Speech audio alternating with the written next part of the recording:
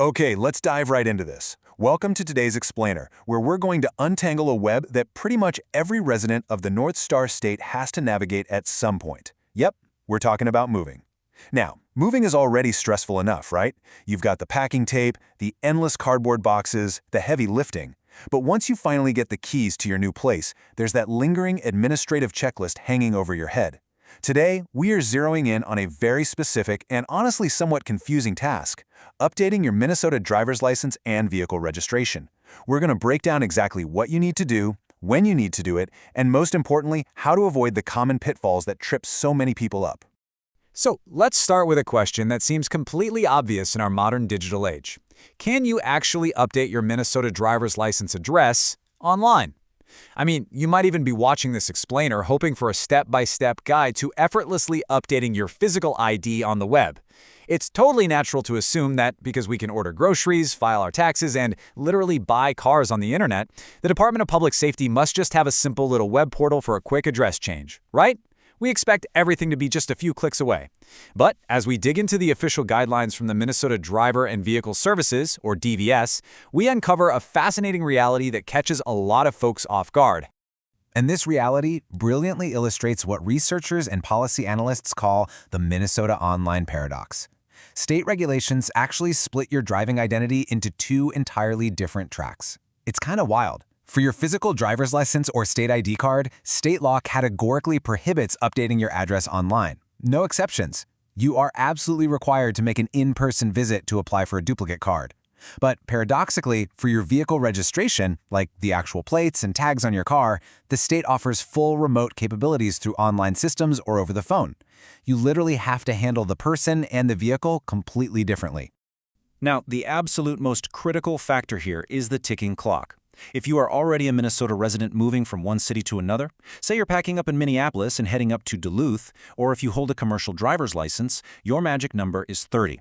Minnesota law strictly mandates that you have exactly 30 days from your move-in date to apply for a duplicate license bearing your new address. And for this standard in-state duplicate, you're looking at a $17 fee. It's a really tight window, so procrastination is absolutely not your friend here.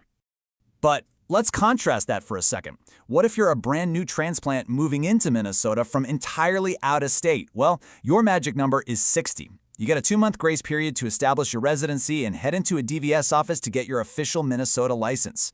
Now, because this is a brand new issuance and not just a simple duplicate, the fee is a bit higher. You can expect to pay somewhere between $32 and $46, depending on the specific class of license you're applying for. Putting these two paths side by side really clears things up. If you're moving in-state, you face that 30-day deadline, but the good news? Zero test required. None. You're just getting a reprint with a new street name on it. However, if you're coming from out of state with that 60-day deadline, you need to be prepared for a mandatory vision test. Plus, if you happen to be under 21, or if your out-of-state license has been expired for over a year, you are also going to be required to sit for the written knowledge test covering Minnesota driving laws. Actually, wait, it gets stricter. If your license has been expired for more than a year, you are taking the full-blown road test too. Okay, I know just hearing the words in-person visit to the DMV can induce mild panic, but I really want to reassure you that the process is actually highly streamlined if you follow 3 simple steps. First, take advantage of the online pre-application feature on the DVS website. Now, it doesn't replace the visit, but it preloads all your data into their system, so your physical appointment takes a fraction of the time. Step 2, gather your original documents, and we'll cover exactly what those are in just a second. And Step 3, visit one of the many DVS or Deputy Registrar locations across the state to finalize the whole thing. Now here is a surprising little insider fact for you.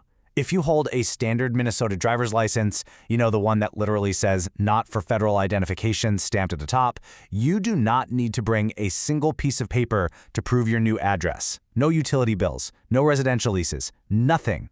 You simply show up, tell the clerk your new address, pay your $17, and they process it. The state relies entirely on an honor system for this, which makes the in-state update incredibly frictional if you're a standard card holder. But hold your horses, because that rule completely flips if you carry a real ID or an enhanced ID, which, by the way, carries an extra $15 fee to update. For these federally compliant cards, the state demands absolute documented proof of where you live.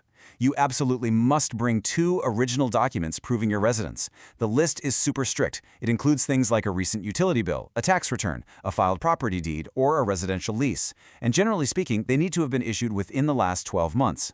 If you bring something that isn't specifically on their approved list C, they will literally turn you away at the counter. And speaking of addresses, there is one major restriction you really need to know about. A P.O. box is categorically prohibited from being used as your residential address on a Minnesota state ID. No exceptions. You must provide a physical street address where you actually reside. Also, a quick pro tip here. Do not rely on the United States Postal Service mail forwarding system for this. The post office will explicitly not forward mail from driver and vehicle services. If your address isn't officially updated in the state system, your shiny new license will be returned straight to the state, not forwarded to your new home. All right, for our new friends moving into Minnesota from out of state, here is your definitive checklist. You must bring original identity documents. Think a birth certificate or a passport. Photocopies are absolutely not accepted, so don't even try it. Bring your unexpired out-of-state license and your social security number. Also, a very important caveat, you must have a perfectly clear driving record. If you have outstanding suspensions or revocations in your previous state, Minnesota will flat out not issue you a license until those are completely cleared up. Oh, and remember, that 60-day window applies to registering your out-of-state vehicle too. Okay, take a breath, because let's pivot to the silver lining in this whole administrative process, your vehicle registration. As we touched on earlier with that online paradox, updating the address tied to your license plates is a completely different, much more relaxed story than updating your physical ID card.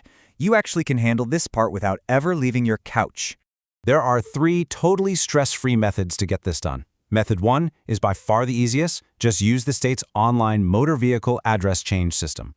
Method 2, you can actually just pick up the phone, call the DVS directly, and do the whole thing verbally. Or Method 3, you can simply ask the clerk to update it while you're already standing there doing your in-person driver's license update. Whichever remote method you choose, just make sure you have your driver's license number, your license plate number, and the last 3 digits of your vehicle identification number, your VIN, ready to go. So, you've done all the work. When does the actual card show up? Let's talk delivery timelines. Under standard processing, you should allow up to 6 weeks for your new license to arrive in your mailbox. If that feels way too long, Minnesota does offer an expedited fast-track service for an additional $20 fee. This guarantees your card is processed within 3 business days and delivered via UPS within about 10 days. However, you must use a physical street address, again, no P.O. boxes. And importantly, because it's shipped through UPS, an adult over the age of 18 must be present to physically sign for the delivery. Before we wrap this up, real quick, what if the reverse is happening? What if you are packing up your life and moving out of Minnesota completely? Well, I have fantastic news for you. Absolutely no action is required on your part. You don't need to notify the Minnesota DVS, and you definitely do not need to mail back your old license plates. The moment you establish residency in your new state and they issue you a new driver's license, Minnesota's system automatically cancels your old one. It is a completely hands-off, effortless exit. So, this brings us to the final, most important question of this entire explainer.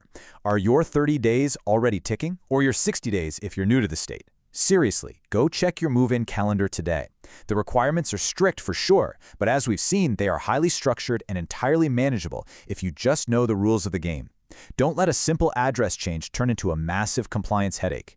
Grab those original documents, fill out that online pre-application to save yourself some time, and get it checked off your list. Thanks so much for joining me on this explainer, and hey, happy moving!